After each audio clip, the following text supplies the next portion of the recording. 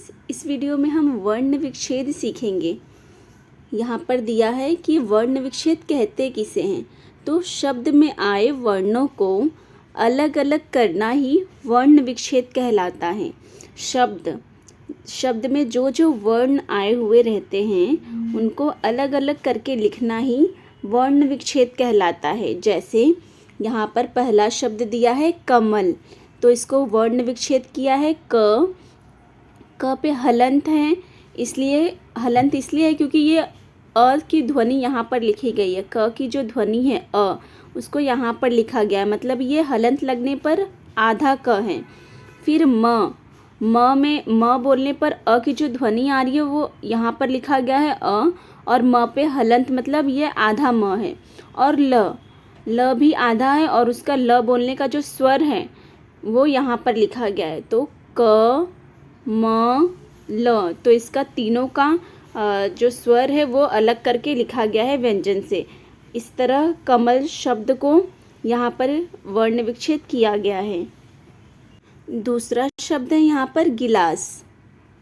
इसे कैसे वर्ण विच्छेद किया गया है, देखिए ग पहले लिखा गया है और ग क्या है, आधा है। हलंत लगना मतलब किसी भी व्यंजन पे अगर हलंत लगेगा तो वो मतलब आधा माना जाएगा, क्योंकि अगर हम लोग हलंत लगाते हैं तो उसका जो स्वर ध्वनि निकलती है, क बोलने पर अ की जो ध्वनि निकल रही है उसको यहाँ पर लिखा गया है। अगर हलंत नहीं लगाएंगे क पे तो वो क क्या रहेगा, पूरा स्वर के साथ रहेगा। क जो पूरा बोलते हैं वो पूरा क रहेगा। यहाँ पे ग पे हलंत लगा है और छोटी की मात्रा है, इसलिए यहाँ पर छोटी।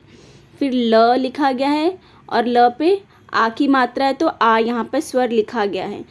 और यहाँ पर स, और स बोलने में जो अ स्वर आ रहा है वो यहाँ पर अलग करके लिखा गया, विच्छेद किया गया है, अलग अलग किया गया है। इन सबको जब हम मिलाकर लिखते हैं तो जो ये छोटी आ और अ है इसकी सिर्फ मात्रा लगाते हैं, ध्वनि रहता है इसका या फिर सिर्फ मात्रा रहता है, ये पूरा जो स्वर है उसको नहीं लिखा जाता। यहाँ पर संयुक्त व्यंजन के कुछ नियम दिए गए हैं जो इस प्रकार हैं। पहला है संयुक्त व्यंजन, तो छ, त्र, य, श्र, ये है संयुक्त व्यंजन। इनका उपयोग करके यहाँ पर शब्द बनाया गया है। परीक्षा, इसमें संयुक्त व्यंजन आया है छ। पवित्र, विज्ञान तो ज्ञ, और इसमें विश्राम तो श्रम। तो ये जो शब्द दिया गया है इसको यहाँ पर अलग अलग करके, मतलब वर्ण विच्छेद कैसे करके लिखा गया है वो दिखाया है यहाँ पर। परीक्षा, तो प के साथ अ आ रहा है, अ की ध्वनि, तो प। र पे बड़ी की मात्रा है तो प री, और छ के लिए क्या लगाते हैं, क धन श, और आ की मात्रा है तो यहाँ पे आ, परीक्षा। ऐसे ही प, वी, व पे छोटी की मात्रा है, और त के साथ र और अ आ रहा है तो पवित्र। विज्ञान, व पे छोटी की मात्रा, ज्ञ बनाने के लिए ज और य लेते हैं तो ज्ञ बनता है, और आ, और न के साथ अ की ध्वनि आ रही है तो विज्ञान। उसके बाद विश्राम, व छोटी की मात्रा, श्र के लिए श धन र लगाते हैं, विश्रा, आ की मात्रा है यहाँ पे इसलिए आ, और म में अ स्वर जुड़ा हुआ है, मतलब म यहाँ पे हलंत लगाया गया है इसलिए अ स्वर को अलग करके लिखा गया है। तो म में अ की ध्वनि आ रही है इसलिए यहाँ पे अ, तो विश्राम। ऐसे शब्द विच्छेद किया गया है, वर्ण विच्छेद किया गया है। दूसरा है द्वित्व व्यंजन। दूसरा है यहाँ पर द्वित्व व्यंजन।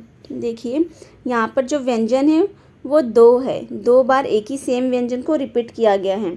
जैसे हड्डी, तो इसमें ह में अ आ रहा है तो इसलिए अलग करके लिखा गया ह, और डी, ड दो बार ड है और उस पर बड़ी की मात्रा है तो हड्डी। उसके बाद छुट्टी, तो छ पे छोटा ऊ की मात्रा है तो यहाँ पे छोटा ऊ, और दो बार ट है और उसके बाद यहाँ पर बड़ी लगाया गया तो बड़ी आएगा, तो क्या बन गया, इसका छुट्टी शब्द बना। और यहाँ पे पक्का, प और दो बार क है और धन आ, पक्का। और यहाँ पर एक और द्वित्व व्यंजन है, यहाँ पर लास्ट वाला पत्ता, तो प के साथ अ आ रहा है और डबल त है, दो बार त और आ की मात्रा है तो यहाँ पर आ, पत्ता। तीसरा है अनुस्वार। वर्ण विच्छेद में अनुस्वार की स्थिति नीचे दिए गए उदाहरणों के आधार पर प्रदर्शित की जा सकती है। जैसे कंगन, तो क में अ और ड आ रहा है, अंग आ रहा है, अंग, ग फिर धन अ, फिर न धन अ, ऐसे भी लिख सकते हैं या फिर हम लोग ऐसे भी लिख सकते हैं, कंगन। देख क के साथ अ आ रहा है और ऊपर जो अनुस्वार लगा है उसको न, और उसके बाद ग के साथ अ आ रहा है, ग, फिर न के साथ भी आ रहा है तो न, कंगन। चंचल, तो च के साथ अ आ रहा है, वो यहाँ पर यहाँ पर जो अनुस्वार लगा है इसके लिए ये यूज़ किया गया है, य लिखा गया है। और च के साथ अ आ रहा है और ल के साथ अ आ रहा है, तो यहाँ पे चंचल। इस प्रकार भी लिखा जाता है और इस प्रकार लिखेंगे तो फिर भी सही रहेगा। संकेत में बताया गया है कि उपर्युक्त व्यवस्था छात्रों के स्तर को ध्यान में रखकर स्वीकार की जा सकती है।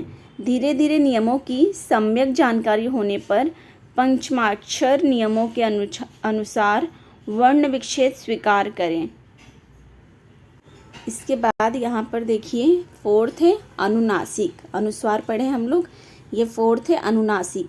अनुनासिक अर्थात सभी 10 स्वर, जैसे अ, आ, छोटी बड़ी, छोटा उ बड़ा उ, ए ओ औ, सब में चंद्रबिंदु सदैव वर्ण में लगे स्वर के साथ ही आता है। जैसे आंगन, तो आ के ऊपर चंद्रबिंदु, आंग ग के साथ अ आ रहा है तो यहाँ पर लिखा गया है, और न के साथ अ आ रहा है तो यहाँ पर लिखा गया आंगन।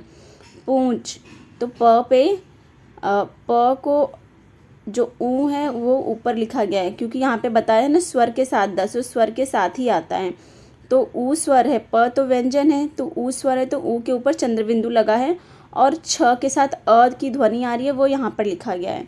चिड़िया, तो च में छोटी की मात्रा है तो छोटी, ड़ और छोटी की मात्रा छोटी, और य और आ के ऊपर चंद्रबिंदु यहाँ पर लगाया गया है। उसके बाद यहाँ पर देखिए चिड़िया का समझ में आया आप लोगों को? यहाँ पे सब पे दिखाई दे रहा है हम लोगों को। यहाँ पर देखिए स्वर के ऊपर है, ये स्वर ऊ, स्वर आ, सबके स्वर के ऊपर ही चंद्रबिंदु लगाया गया है। यहाँ पर है आँखें, तो आ के ऊपर चंद्रबिंदु, और ख पे ए के ऊपर भी चंद्रबिंदु, क्योंकि आँखें यहाँ पे डॉट है उसको न पढ़ा जाता है। या फिर हम लोग ऐसे भी इसको वर्ण विच्छेद कर सकते, आ ख ए, आ धन ख धन ए धन चंद्रबिंदु, तो ऐसे भी करेंगे तो भी करेक्ट है और ये भी करेक्ट है। संकेत में बताया गया है मात्रा ऊपर लगने पर बिंदु नजर आता है, परंतु वर्ण विच्छेद में चंद्रबिंदु दिखाया जाता है।